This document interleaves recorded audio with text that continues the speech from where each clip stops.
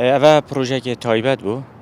وی برادری راویش چه جهن معنی جی نکریه نه وکره وریا گشتارا شرم بیری و هنری نه سندیگا هنرمندین کردستان یعنی سر بخو افتش تکریه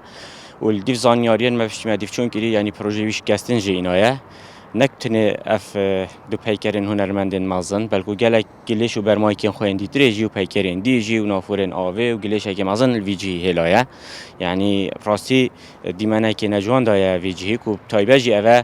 جهه که برچاو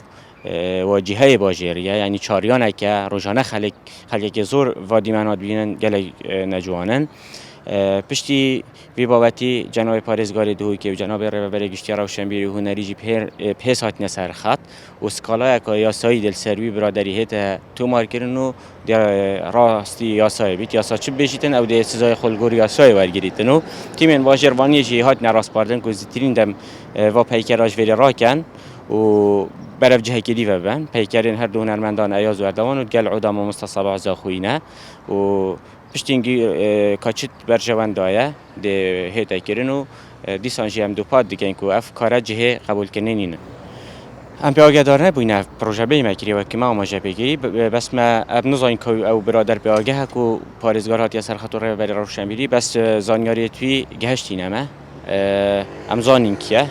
و امزان چاوجی پروژه شکستن اینایه بله او کار بو رکار نیاسایی بن چکی سکالا دیده تو مارکرن